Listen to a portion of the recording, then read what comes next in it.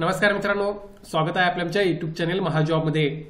मित्रांनो, महाजॉबच्या आजच्या एपिसोडमध्ये आपण एका नवीन भरतीबाबतचा अपडेट या ठिकाणी घेत आहोत, ज्यामध्ये मुंबई येथे विविध पदांसाठी कायमस्वरूपी सरकारी नोकरी अंतर्गत एक नवीन जाहिरात प्रसिद्ध करण्यात आलेली आहे। यामध्ये प्रशासकीय सहाय्यक, लिपिक, प्रयोगशाळा सहाय्यक यासह विविध पदे भरली जाणार आहेत, ज्यासाठी तुम्हाला पे स्केल तुम्ही बघू शकता। लेवलनुसार पे स्केल तुम्हाला त्या ठिकाणी मिळत आहे कायमस्वरूपी पदे असल्यामुळे। महाराष्ट्रामध्ये मुंबईमध्ये तुम्ही जर नोकरी शोधत असाल तर आजचा व्हिडिओ तुमच्यासाठी आहे। तुम्ही जर क्वालिफाय होत असाल तर नक्की या ठिकाणी प्रयत्न करू शकता। तर मग आजचा व्हिडिओ सुरू करूया। त्या अगोदर मित्रांनो, मेक शुअर चॅनल नवीन असाल तर महाजॉब चॅनल नक्की सबस्क्राइब कराल। जॉब रिलेटेड डेली अपडेट देण्याचा प्रयत्न मी या ठिकाणी करत असतो। जाहिरात जी आहे ती मित्रांनो या ठिकाणी प्रसिद्ध करण्यात आलेली आहे। टाटा मूलभूत अनुसंधान संस्था अर्थात Tata institute of fundamental research, जी सेंट्रल गव्हर्नमेंटच्या अंडर येते, यांच्या मार्फत ही जाहिरात या ठिकाणी प्रसिद्ध करण्यात आलेली आहे। ज्यामध्ये applications are invited for the following post tenable at Mumbai, अर्थात तुमचं जॉब लोकेशन मुंबई हे राहील, यासाठी ही रिक्रुटमेंट या ठिकाणी होत आहे। बघूया आपण कोणकोणती पदे आहेत ज्यासाठी तुम्ही अप्लाय करू शकता। या ठिकाणी पदाचं नाव, रिझर्वेशन, पे स्केल आणि तुम्हाला टोटल मंथली इन्व्हॉल्वमेंट सॅलरी तुमची टोटल किती राहणार आहे हे त्यांनी या ठिकाणी मेन्शन केलेले आहे। त्यानुसार बघू शकता, सायंटिफिक ऑफिसर बी याच्या एका जागेसाठी तुम्हाला 93,640 पे स्केल आहे मित्रांनो। ऍडमिनिस्ट्रेटिव्ह असिस्टंट एका जागेसाठी तुम्हाला 71,070 रुपये पे स्केल आहे। असिस्टंट सिक्युरिटी ऑफिसर यासाठी 71,070 रुपये पे स्केल राहील।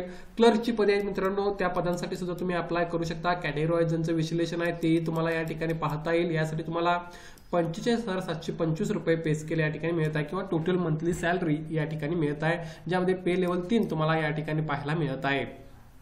या व्यतिरिक्त असिस्टंट लॅबोरेटरी असिस्टंटच्या सुद्धा जवळपास 4 वेगवेगळ्या कॅटेगरीमधल्या जागा आहेत, ज्यासाठी तुम्हाला अगेन लेवल 3चा पे स्केल 45,725 या ठिकाणी पाहायला मिळत आहे। या व्यतिरिक्त वर्क असिस्टंटमध्ये टेक्निकल पेंटर, फिटर, मेसर आणि ऑक्झिलरी पदांसाठी तुम्हाला 35,393 हा पे स्केल पाहायला मिळत आहे। अगेन या कॅटेगरी वाईज जागांचं विश्लेषण तुम्ही या ठिकाणी पाहू शकता। सिक्युरिटी गार्डच्या 2 जागा आहेत, प्रोजेक्ट सायंटिफिक ऑफिसर आणि प्रोजेक्ट लॅबोरेटरी असिस्टंट या पदांसाठी मित्रांनो 17 आणि 18 नंबरचं पद हे कायमस्वरूपी नाही आहे, हे प्रोजेक्ट बेस आहे। यासाठी तुम्हाला कन्सोलिडेटेड पे तुम्हाला त्या ठिकाणी पाहायला मिळत आहे। सो एकत्रित मानधन तुम्हाला त्या पदांसाठी मिळेल। इतर पदे मात्र या ठिकाणी कायमस्वरूपी भरली जाणार आहेत। आता सर्व पदांसाठी मित्रांनो या ठिकाणी क्वालिफिकेशन सांगणे पॉसिबल नाही आहे, त्यामुळे काही पदांसाठी मी या ठिकाणी क्वालिफिकेशन कव्हर केलेलं आहे। इतर पदांसाठी जर हवा असेल तर तुम्ही नोटिफिकेशन चेक करू शकता, ज्याची लिंक मी डिस्क्रिप्शन मध्ये मेन्शन करेन। आता बघा, क्लर्क हे पोस्ट जी आहे अनरिझर्व साठी, ज्यासाठी ग्रॅज्युएशन कोणत्याही कॅटेगरी मधला असेल तरी चालेल, विथ 50% मार्क्स, टायपिंगचं नॉलेज आणि knowledge of use of personal computer पाहिजे। त्याचबरोबर मिनिमम 1 इयरचा एक्सपिरियन्स आणि क्लेरिकल ड्युटीज मधला या ठिकाणी मागितला आहे। क्लर्कची जी पदे आहेत त्यासाठी एज लिमिट 28 वर्ष राहणार आहे। कॅटेगरी वाईज तुम्हाला रिलॅक्सेशन मिळेल आणि रिटर्न टेस्ट आणि स्किल टेस्टद्वारे तुमचं या ठिकाणी सिलेक्शन होणार आहे। हे क्लर्क पदासाठी राहील। या व्यतिरिक्त लॅबोरेटरी असिस्टंटची जी पदे आहेत त्यासाठी तुम्ही बघितला तर एकतर तुमच्याकडे नॅशनल ट्रेड सर्टिफिकेट असणे आवश्यक आहे, रिस्पेक्टिव्ह ट्रेडमधलं, त्याचबरोबर 2 वर्षाचा एक्सपिरियन्स किंवा NAC झालेला असेल आणि तुमच्याकडे 1 इयर एक्सपिरियन्स असेल तर तुम्ही अप्लाय करू शकता। सो बेसिकली सांगायचं झालं तर तुमचं रिस्पेक्टिव्ह ट्रेडमध्ये तुमचा ITI तुम्हाला एक्सपिरियन्स या ठिकाणी असणे आवश्यक आहे अर्ज करण्यासाठी।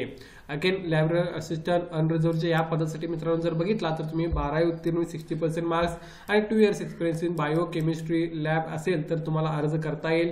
या व्यतिरिक्त तुम्हाला एज लिमिट आणि सिलेक्शनचं मोड काय आहे ही त्यांनी या ठिकाणी मेन्शन केलेलं आहे। सांगितल्याप्रमाणे वेगवेगळी पदे आहेत मित्रांनो, ज्यासाठी वेगवेगळं क्वालिफिकेशन त्यांनी मागितलेलं आहे, जे तुम्ही अधिक नोटिफिकेशन मध्ये पाहू शकता।